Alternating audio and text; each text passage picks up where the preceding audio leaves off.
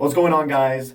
Welcome to our first episode of the Lost History podcast. And we're going to talk about a cemetery, an abandoned cemetery in Princeton called the Silver Green Cemetery. And we have our academic team. My name is Samuel Sierra. Thank you for this opportunity. I think it's very important to be aware of this type of history, to be able to recognize it, to preserve it. So thank you again. Thank you very much. My name is Enrique Gascon, and I'm here to talk about the history of black cemeteries. And to my left over here, I have my co-host. Good morning, Daniel Yantanicoto, and we also, to my left, have our community member. Hi, my name is Jessie Monteagudo, and I'm here to talk about the Silver Green history in general. And this is really good to talk about so people are more aware of what they have around them. Thank you. So in preparation for our podcast today, me and Gianluca did a little bit of research on black cemeteries. I looked specifically at a source that talked about restoring a black cemetery in Baltimore and another one in Washington, D.C. And the researcher just went through death certificates, records, in order to piece together these list of people who were buried at these cemeteries. And it is meaningful work because a lot of black history has been lost to history. There's many silences in history, and this is one of them. So this source really showed the importance of bringing attention to black cemeteries, why they're important, what you can learn about excavating them, and just bringing attention to the community in general. So we're excited that we have the opportunity to bring attention to Silver Green Cemetery, which is in our own community, and we hope that this will help create an awareness in Miami-Dade County and just about black history of the whole community. So something about, historically black cemeteries is that there's definitely always been an issue with, especially racism in the, in the States. And segregation has always been a big thing. And so we didn't get black cemeteries until after emancipation. And there was still a little bit of an issue because, during segregation, it kind of made it almost impossible for even, African Americans to have proper burials.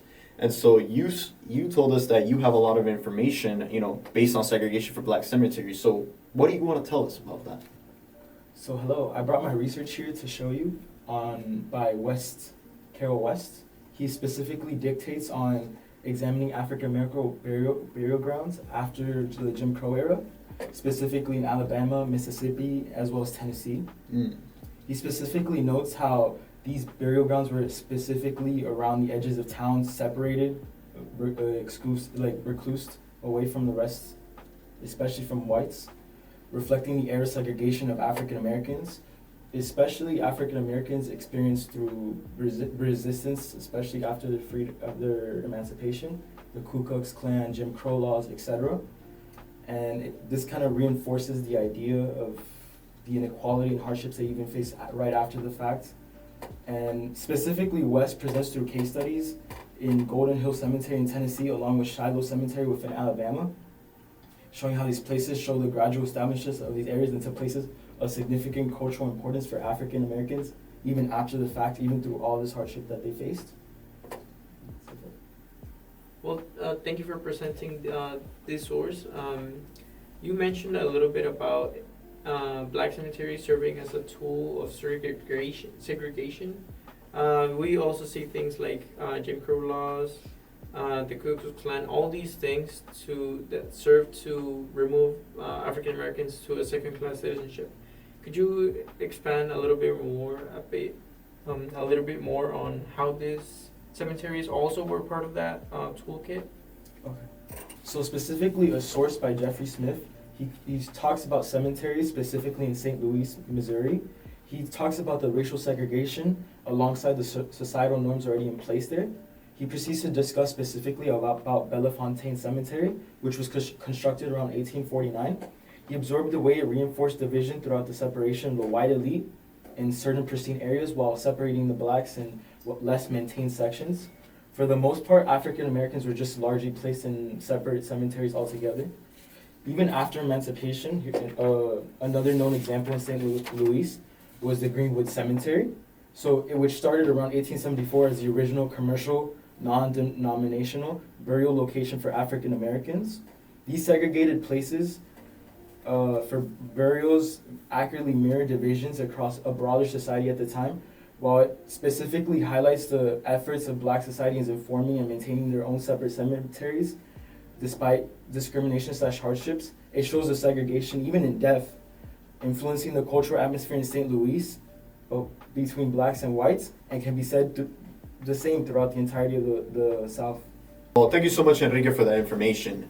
And, we also have, some alternative methods to be able to, preserve these historically Black cemeteries. And, this kind of is very discriminatory even to African Americans even today, because there's people who have ancestors that have family members that weren't even able to be buried, and imagine not being able to see their graves. So it's kind of a really heartbreaking thing. But Samuel, you have information about how we can preserve it, so tell us. Yes, of course. One of the main reasons why it is so important to give you context about this type of history and how this emerge, how to preserve it, is because of the challenges. The challenges itself show you the racism that we've had in our country in the history.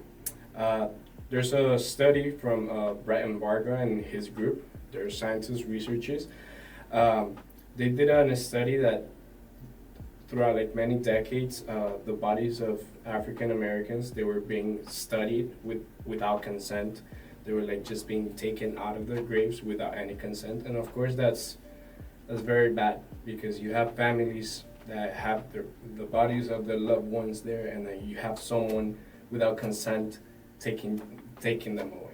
So that violates the rights of humans, and it's also important to show that even after a person passes away, they were still doing this. They were still taking away the body. So it is important to recognize first the challenges, and because it basically erases history, erases the life of someone, many lives, because there were many bodies stolen. So a way of preserving this history, to keep track of the records, the data. There's two teams. One of them is Stephanie Spera and her team, and Almeida Sofia. Now that we are improving in our technology, we have used GIS analysis, which is basically drones flying very high to create maps. They also use water flow through the soil, and in that way they can determine whether there's a cemetery somewhere. Because as we mentioned before, Black African Americans were not allowed to have cemeteries. So people who buried their loved ones anywhere near, and probably in communities.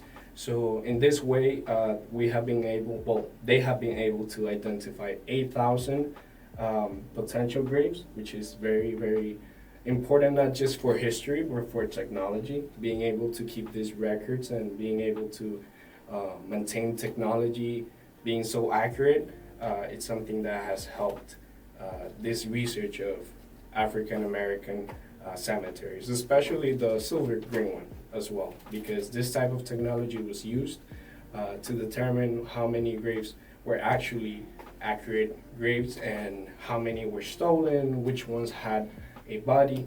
So yeah. So as part of these challenges, there has to be new ways of preservation to keep track of the records of history that has been erased, because as I mentioned, many of the bodies in these places were taken away. There were potential graves, but then you don't find the bodies, so you know that they were probably taken away. So as technology keeps advancing, there's two teams that have used technology to improve this research. One of them is Stephanie Spera and Sofia Almeida. Basically what they do is that they use GIS analysis, which they use drones to create maps of the place, like the cemetery itself, and they also use water flow through the soil. So basically they can detect if a grave is empty, they can detect if a grave has a body. So in this way they have found over 8,000 potential graves. And in my opinion, I think that this is crazy because not only is a good point for history that we're able to keep these records, but also for technology that like they paired up in order to keep these advances.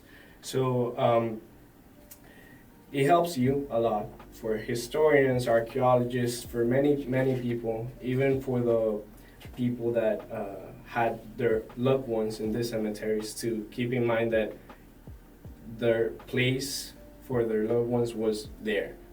So in this way, the use of this technology has been not only improved, but very recommended for many other researches, but especially for this one.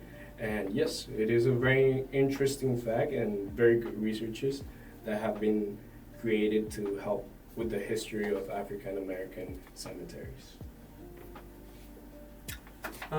It's really great that you point out how not only the challenges that we face, but also how we can tackle those challenges, and hopefully we can, as a community, come up with a way to implement these technological advances to cemetery like Silver Green Cemetery. So moving on from our academic team, we would like to now have the input of our community member, Jesse Monteagudo. Jesse, what's the history of Silver Green Cemetery that you've come across, and what can you tell us about it? Thank you so much for bringing me to this podcast once again. You said you wanted to hear about the history of the Silver Green. Well, the history of the Silver Green, it starts with Gaston Drake, who had a lumber company, and he made the Silver Green for his black workers. After he left in 1923 to West Palm Beach, the Silver Green was made as a permanent burial site for black people. Now, however, it was really hard for black people to actually bury their loved ones here. It would be $5 to have a grave digger open the site and close the site. It'd be $25 for the grave spot itself. And then since insurance didn't want to have black policyholders, it would be $150 just to get a cheap cloth casket. So it was a lot of money just to bury your own loved ones. The last burial site actually known was in July 17, 1955. Soon after, the lot was bought by Philip Coleman, and he actually let the land get overgrown, and the cemeteries were destroyed. Some were even stolen. Some gravestones were stolen by many. The state controller got a complaint about this, and he came down. He looked at it, and he told Philip Coleman, "You have to fix it." What he said is, "I'll fix it, and I'll leave it in a reasonable condition." The only thing is, he did fix it in the beginning, but after he realized that he wasn't getting any money for the cemetery, he actually stopped paying for it. So he let it get overgrown again. The cemetery got bad again, overgrown and forgotten. The Miami-Dade commissioners also told the owners of the cemetery that they should fix this. What they did is that, next thing you know, Davis Vega actually got the cemetery, and when he got it, he actually fixed it. He put sprinkler systems to keep the grass in check, and he would mow the lawn, and it did look better, but the only problem is that he hasn't used any systems to actually see how many graves are actually in this zone. So this zone still looks forgotten, it still looks vacant, it looks like an empty field, but it's not really an empty field. There are many bodies that haven't been seen, and they're just left forgotten. We do know 2 people, because their gravestones haven't been fully broken. We know 2 black World War I veterans. One is Julius Ross, and the other is John Thomas Byrd. Now, little of them is known, but they were left forgotten here. In preparation for our podcast, I did do some research on Julius Ross. So Julius Ross was born in 1894. A little bit is known about his childhood and early years. But he was a World War I veteran. He was drafted in 1918. He served overseas in France.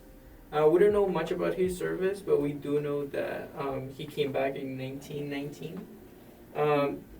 And then we don't know much about his life after service. But we do know that he continued to live in Florida. Previous to his service, he was a farmer, so probably he continued being a farmer. He lived in Homestead. He was single. And unfortunately, he died in 2025. And he didn't have a headstone until 1938 because there's a document, an application for a headstone from the U.S. military, and this wasn't filled until 1938. So we see through these documents that it takes time to bring awareness of the people buried on their Silver Green Cemetery, which is sad because these are veterans. These are people who are supposed to be remembered. So thank you very much for your input again, and you too, the academic team. Thank you once again for bringing to light these sources and like the history as well as the challenges and the future that we can hopefully see at Silver Green Cemetery. Well, guys, thank you for watching. Thank you for, listening out to all these beautiful people over here that kind of gave us information about a lost history of a cemetery. And so, thank you for watching. Stick around for episode 2, and have a nice day. Yay. Yeah. Yeah.